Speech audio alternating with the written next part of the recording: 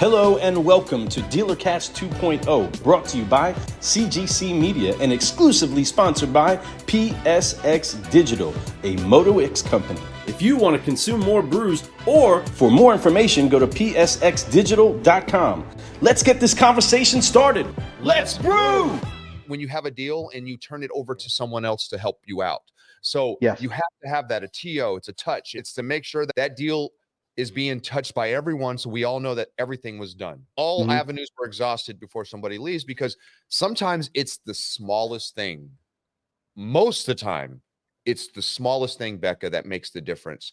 And a different tone. The exact same words said by somebody who has a little bit more authority in the store will make all the difference sometimes. Confidence is a big part of it. But having that TO it's necessary 100% of the time. It's for you. It's your job to slow your customer down enough to be able to recognize, hey, I need some help. And guess what? It's okay. That's why we have the leaders that we do, because they are as great as they are. So yes, a turnover is powerful. It's the most important thing we do once we get to that spot. Oh yes, touch the desk. Amen to that. Yes, touch the desk. 100%. That's probably what you were told, but yes, a turnover. Even when you're selling a car, when you're done, when you close a deal, you're still turning it over to finance. It's a sort of finance now. It's a turn to take over, right? So it's the same thing. So make sure you guys turn over always. Yeah, and I don't like the term touch the desk, because I shouldn't have to touch the desk. Sales manager should be like a shark. He should be roaming that floor. Should never stop moving. Should never stop moving. And that's a whole nother, I think that's a whole nother podcast, on the floor manager and how that whole nother thing. But, but realistically, you shouldn't have to touch the desk come to you. You do, you don't want to, if at all possible, you would like to be able to TO and not ever leave the customer. Love that. That's the holy grail.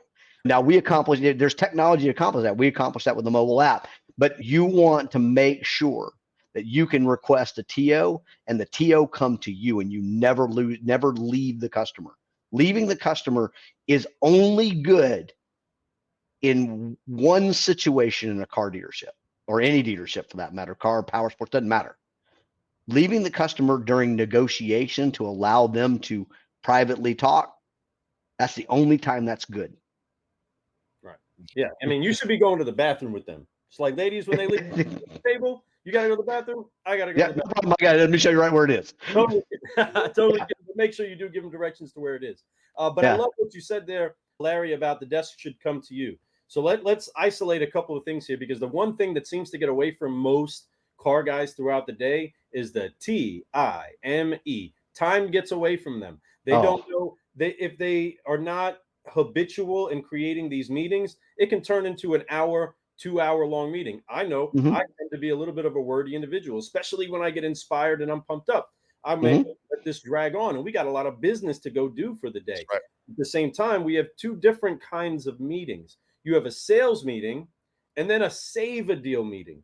Now, my personal save a deal meeting would be the one-on-one sessions that I have with each salesperson. They know it's going to come. I'm calling you up to the desk, or the desk is coming to you to be able to find out what happened with your specific deals. Because me talking to Fred about all of Fred's upcoming deals, what he missed, and the coaching that I give for Fred may give a portion of encouragement or a portion of training and assistance to the other sales pros. But to the guy who's itching during the meeting to get out of the meeting and go get to work, that's not going to help them. No, you never have a save a deal meeting. In a sales meeting is all about what we need to do to sell more, celebrating ourselves, what it takes, what that floor process should look like, and to sell more vehicles. That's it. Boom. You should, like I said, you should be in and out of this in 30 minutes. So once you're through with that TO, you want to talk about in-stock unit opportunities. People that were looking for something, we didn't have it, but now we do. Come on. Love that. So your suggestion on the sales meeting, just for time and for those taking notes, for time that you should have a sales meeting, depending on the size of your crew, I recommend it be between 15 to 20 minutes. That's what certified solutionaries teach. It should be anywhere between 15 to 30 minutes at the most. A whole lot of data go on.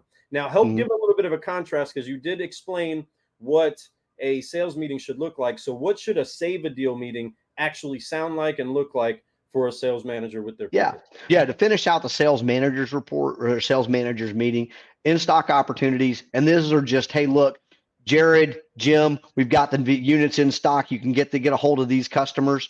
See me after the meeting. We'll get in touch with them and we'll talk about what we need to do to talk about get them back in.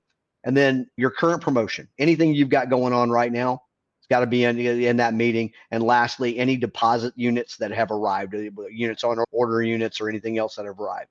Those things, you round out your sales meeting. And now this is all about how much more setting ourselves up for the day and how much more business we're going to be able to accomplish by doing this. Right. And you do it every single day, because every single day you can celebrate. Hey, look, Bill got, we were looking for a Polaris or a Polaris Expedition or this type of vehicle. And yesterday, Bill got that customer back in and we sold them. Right. You got to continue to reinforce how these things work, because what salespeople do is they will go out and we'll do it and it won't work for us one time and it'll never work again as far as we're concerned. That's right. That's facts. So you want to go through that. So that Save a Deal meeting now, everybody talks about how the Save a Deal meeting works. And there's a lot of different versions of Save a Deals meetings, right? In my day, the Save a Deal meeting was held with the management in the F&I office. And we looked at the big whiteboard and how we put these deals together, how much more down payment this one needed, how many the steps this one needed. It was all about what we wrote. And that was important, but there's so much more out there now. Now with technology, that Save a Deal meeting really should go back to now we're inside with, and it should be with management, but that's the way I've always done it. Let's talk about with the management. Now I'd be talking to the floor manager. Look, yesterday, Kaylin had 2 people that she walked without TO. Now, this is what I need you to do to go talk to Kaylin, to make her understand you just don't walk people, because I don't want to have the conversation. You don't want to have the conversation with Kaylin, and I don't want to have the conversation with Kaylin why she's no longer with us because she walked a customer. Walking a customer who's here on the floor is probably the most egregious thing that I can think of in any type of dealership. Because again, and you've heard me say this before, customer visits 1.2 car dealerships or 1.2 dealerships. You don't want to be the 0.2. That's right. So walking a customer it's just not done. It's just not done in my store. And it should be that way in every store, I think. But from my perspective, just not done. So we're going to have first thing we're going to talk about are the salespeople that walked customers yesterday, and what you need to go talk to them about, how you coach them. Because for me, the floor manager is the coach. The DSM, the GM, he's the head coach. The floor manager, he's the offensive line coach. That's right. The desk guy, he's the offensive coach. Amen. And so I look at this, okay, I need you to get on the line and talk about why we don't want to lose customers, why we don't walk those customers. And then, getting down to each individual salesperson on what appointments did we have yesterday that didn't show up. If we haven't already called them, we need to right now. And a manager needs to do that. Pick up that phone. Is there anything I can do? Anything I can help you with? Anything we can do that we missed this? Come on. But you want to get back on the phone with that customer at an appointment, because they need to be reappointed. They should have been reappointed yesterday. Should have never made it to today. Come on. But if they did, manager does it. If you make it 24 hours and you didn't get reappointed, I want a manager talking to that customer today. For us, in my world and in my stores, the bottom line is that the sales manager was a coach. I call them sales coaches. They are sales coaches. You are not a desk guy. Come on. I hate that term. I'm going to find the dude that made that term. I'm going to drive a railroad spike through his head. Because the minute we called them desk guys, we chained them to the desk. That's right. What happens. That's because that's what they hear it. I stay here. Yeah. And so you're sitting on the desk. Don't want to come off. As a matter of fact, even Becca showed us. They want the salesperson to come to the desk. No, I don't want to touch the desk. You tell me, I'll come to you. Come on. I will come to you, because that's how important you are as my salesperson. That's how important that customer you're with is to this store. We'll come to you. You don't need to come to us. We'll find you. I love that. Wherever you are. That there's so much that gets stuck inside of the habits of the dealership operation to where a desk manager can get away with just calling themselves a desk manager, and that's where they get trapped. If you're one of the leaders out there that we've had the pleasure of being able to train, you've heard us say to you all how important it is you recognize your main objective isn't to work car deals. Your main objective as a leader is to make sure that your sales pros and all of your people are set up for success for the day. This is why it is so vital that you have these meetings that don't take 100%. and are so small compared to the rest of the time that you're spending at the store. But if you're not actually being active about setting them up for success, the day is going to get away from them. The day is going to get away from you. And we're always having these reactionary sessions where we're reacting to what we did or didn't do as a cause to what the market's doing to us, rather than being intentional about how we set up our day and the intention that we put inside of each and every hour to the minute of each day. But if a sales manager or GSM or whatever the role isn't getting together with their people periodically and regularly, it doesn't become a habit. And then from there, they have to touch the desk. Otherwise, that chairborne ranger never leaves because they're not actually making themselves do what it takes to set everybody that's in their charge up for success. And sales managers, that's why you're there. You're not there because you're a great salesperson. As many of you managers that are out there have a habit, and I know a lot of you salespeople go to a lot of meetings where you find out how awesome every time the meeting is, you found out how awesome your sales manager is at your job, how great they were at your job. One day in the past, they closed this many people. If that customer was in front of them, they would have shut them down. How many of you all nearly do backflips hearing your sales manager go on and on about how great they are? I don't give a rip how great they were at my job. I need to know how great they can make me at what it is that I am doing. And sales managers, that is the mission that you have. That is to empower your people to be commandos when it comes to the phone, when it comes to the lot, and then when it comes to setting up a structure for their day. Do you believe that there is a misconception sometimes, Larry or Fred, of what it is that a salesman is supposed to do? I do. Thank you. It's not a misconception. We made it this way. What are you talking? No. You got to go back. You got to go back to the late 70s, early 80s to really understand what a sales manager was supposed to do. Because back then we taught Clinton McGee, Jackie Cooper, these guys taught sales managers what they were supposed to do. And then somehow when those guys went away and sales manager, it all became about the desk and who could manipulate the computer to get to this and that. I mean, it was nonsense. The reality is a sales manager's job is just exactly what it says. Sales manager. Sales manager. You are here to manage the sales. You are not here to desk the deals. But then we go in further and we started calling them desk managers so that we could make sure that what they're doing fit, the title fit what they're doing. That's silly. Realistically, your sales manager's job, again, you should never be on the desk. I never was on the desk. I walked around with a clipboard and a pen. That's and if I went back to the desk, it was just to configure payments and or to write up a deal for a salesperson or pencil a deal for a salesperson. And I just needed that computer with me. I wish I had. If I had technology today, if I had the technology these guys did today, I might not have built the technology these guys have today. I don't know.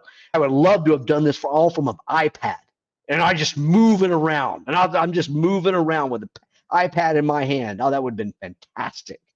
At the end of the day, that's what you want. You want your sales manager on the floor, talking with the customers, playing with the people, and also, doing one-on-ones at the desk with the customer or with the salesperson, right? There's nothing more powerful than for you to pick up the phone to one of those customers, follow up, and get them in. Instant credibility. Bam. Heck yeah. That's good stuff. I love that. And I'm going to jump in really quick. I agree with everything that's being said here. And that's the thing. Like, we as leaders, we tend to get into like very bad lulls. Like we think this is what we're supposed to do because we've seen someone else do that. But yet when we were in those seats as salespeople, we always said, when I'm a manager, I'm not going to do that. I'm going to do it differently. But yet we get into that same pocket. We need to change it up, Yeah. folks. I mean, if you're not going to do that, you need to understand that the way you felt is the same way your salespeople are feeling right now. You have to be more proactive. You have to be a leader. You have to show them what they need to do every single day, and then inspect what you expect 100% of the time. Because if you don't inspect it, they're going to do what they want to do. And it's not that they don't want to sell cars, it's that they want to do the least amount of work and not get caught doing it. Right? And it's sad to say that, but that's people's nature. So it's our job to encourage them. Why is it beneficial for them to do so? What? Know their whys, know all this stuff. But the technology we have today, there's no excuses anymore. You don't have to go through and like count up all this stuff, read through these handwritten things, ask people to give you information. If they are using the CRM 100% of the time, the way that we tell them to do it, and you hold them accountable for, you can just look right on there, look at everybody's deals from the day before, the week before, the month before, and see where they're at and ask them about those deals. You could even jump in those deals and help them. But here's the thing, when you get to these sales meetings, you can have the data, you can go straight to where it's at, save the time, give them information that they need right now for customers that they're currently talking to, and they don't have to say a word. You can literally just drop it on them, right? And it's powerful. That's what we have, these tools, this software. I'm telling you, folks, like Larry was talking about, imagine having an iPad in your hand, because this is actually part of the PSX digital. You can actually, it's a desk managing tool. Not desk managing tool. It's a sales manager tool, I should say. Exactly. A desking tool that you take with you. That you can walk around to go be a sales manager.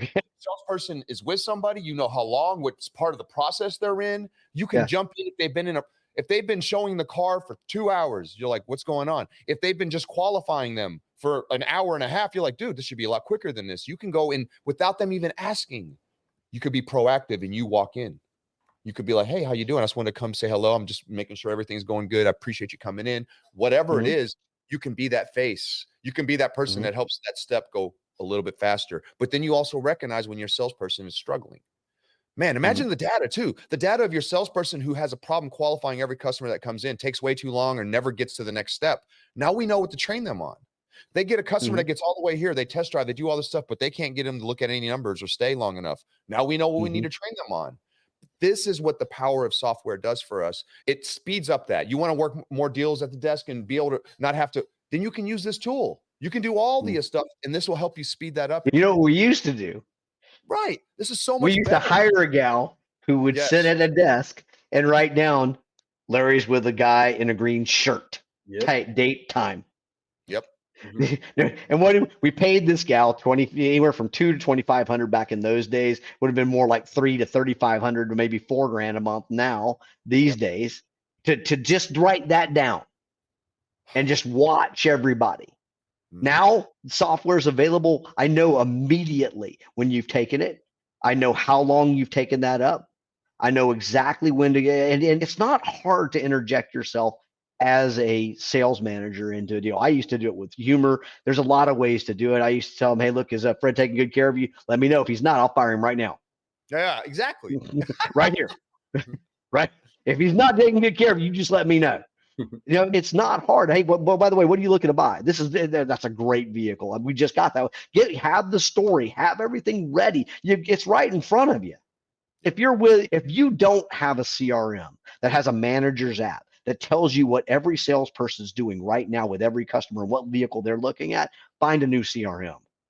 It's because there's nothing more important than the floor. It's so funny how that happens. We're getting off I love how we go down these little rabbit holes. These are awesome, by the way.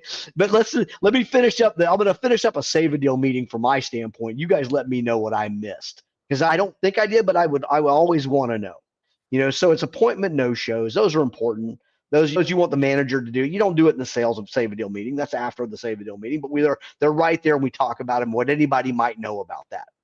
Desks not sold. How many customers came to the desk and we didn't sell them? And talking about that as a manager's group, somebody's going to have something in there of value many times that will help you get that deal back and close it. Somebody's going to have, you got a finance manager there who is the expert closer in your store. You've got the general sales manager who's got the experience. You've got the sales manager / desk guy who was in the middle of the deal. Yep. If that group that has, with that experience, 50, 60, 100 years worth of experience, sitting in that, can't figure out a way to close that deal or get that deal back, it's probably not closable. But talking about that with your group, that's important. One thing we realized when it came to these meetings, is that the growth is not in the deals you write. This is why I always hated, we were only talking about in the Save a Deal meeting, the deals we wrote. The growth's not in the deals we wrote. The growth is in all the deals we missed. That's where the growth is. That's right. And so if your CRM is not helping you find the areas where you're missing deals and close those gaps, then you're not going to grow. What's the point? Well, how do you do it? If not that? That was always important, was where was the growth? And desks not sold were 100% one of those. And then everything that's in F&I right now that we need to help close. Hey, this guy needs steps. This guy needs $2,000 more down. Where are the conditions? Where are the things that are in F&I? Let's talk about the deals that are in F&I that we didn't roll for whatever reason, or the deals that are in F&I that need something to get closed up. Those were how we ran. That was our Save a Deal meeting. And it was always managers. What Lou alluded to, in my stores, we would have called that a floor manager. And I think the floor manager is about to have a big renaissance. Because let's be honest, guys, we're just not getting the sales professionals that we used to. We're just not. And it's a big part of the industry's fault in general. Power sports, automotive, it doesn't matter. It's our fault. It's our fault because we don't give them a pathway to success. We don't give them a way to move up. We don't make that job prestigious. There's so many things we don't do that causes us not to get professional salespeople anymore. And I'm afraid that window may have passed us by to the point where we're going to have to, get back in the habit of hiring good people that don't have experience, because you don't want the retreads. No.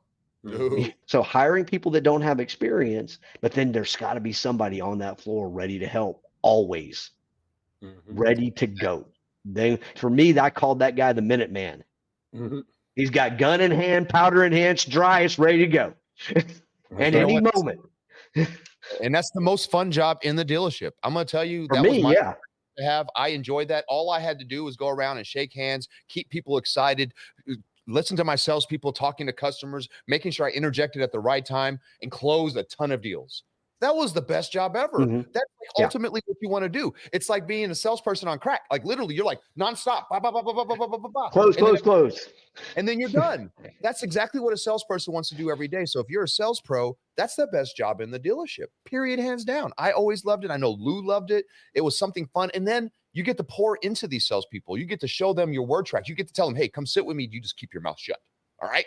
Don't say a word unless I tell you to. I'll point at you and I'll ask you a direct question. Then you answer. So that's the idea. But you teach them so much at that point. It's such a blessing. But closing car deals is so fun. But when you have your team humming and you know that you taught somebody to close their own deals and you don't really have to help them as much except for just a quick glance by and just a welcome to the dealership type stuff, it's the best. You've done something with your team and you've built something. That's right. But it's good manager. Renaissance. Yeah. We need to take this show to a close, everybody. And we are definitely going to be brewing more solutions as we talk about the tools that you can bring inside of your stores. Now, creating the culture where TOs are consistent, the meetings are consistent, and your people are being developed properly. Make sure that you do reach out to Fred and myself at Certified Solutionaries to be able to find out how to actually create the culture that creates what it is that you need to happen with your people. But if you need the technology to be able to help make sure that you get to the next level, because us tying together our tactics, our tools, helps us to be able to make sure that we go to the next level. How do people get a hold of you, Larry, to make sure that they do get the actual technology to tie together with these tactics? Yeah, if you want to reach out and look at how to get a one-click sales managers meeting and a one-click Save a Deal meeting, you can email me at Larry, Lary at Motoix, Motoix.com, Larry at Motoix.com, or Larry at PowersportsX.com. Either one. Just shoot me an email. We'll be happy to show you how to get that done, get all of these things done. Technology is not about the coolest thing. It's about solving a problem. Come on. Yeah. So if your technology is not solving a problem, then you've got the wrong technology. Never buy technology just because it's cool. There's a right. lot of cool things technology can do, but you don't buy it for coolness. You buy it to solve a problem. That's right. Yeah. Effectiveness, my friends, effectiveness is more better than coolness. It's truth. There's things that still work. Use it, but if you really want to edge and you want to make these meetings better and stronger, go to Larry at motoix.com. And I promise you, he'll reach back out to you, set you up, and let you get some great information. If anything, it's a great conversation to learn a little bit how you could do better. So, and Larry's definitely about that. He's trying to make a change. He's trying to explain that this industry got soft. It's time to get tough again, y'all. It's not going to be as easy as it was the last couple of years. It's time to really put the bolts down and tighten it up a little bit and make sure that your sales staff is ready to go. But as a leader, you need to have the tools and the tactics and the training that you need to be able to give them. So let's go. That's right. Larry, we appreciate and we honor your time. As Thank you most so much, car brother. guy conversations tend to go, we tend to go a little bit over. This is why you have to be deliberate with those meetings to make sure all the great talkers of this industry that do gather together don't take too much of your time. Be intentional about your meetings. We appreciate each and every one of you that have chimed in, whether for a few moments or for the entire show. Thank you so much. If you're watching this on the replay, make sure that you show some love, add some questions. We'll make sure to go back and answer those questions. If you don't know some of the jargon that we said, so be it. Just ask the question. We'd be glad to tell you what it means that we've been talking about. There's been a lot of great information shared today. We appreciate each and every one of you joining us. Folks, and I'm Thank you, Becca. I just want to say one quick thing real quick. Folks, this is a show that's going to be every Monday. Every Monday, be tuning in every Monday at noon Eastern, or if you're on the Pacific clock, it's 9 a.m. So make sure you guys check us out. This is going to be live every Monday. We're going to have some edited versions passed out. You're going to be able to get little bite-sized pieces of it all. But if you want to watch the live version, join us every Monday at noon Eastern, and you guys are going to have a great time and get some edutainment. Let's go. That's right. Let's go ahead and forgive, focus, fly, and rock out the rest of the day. There we go. Hands on the shoulders. Here we go. 1, 2, 3. Forgive. Focus. Fly. And keep growing. This was DealerCast 2.0. Let's brew. We're out. See you soon.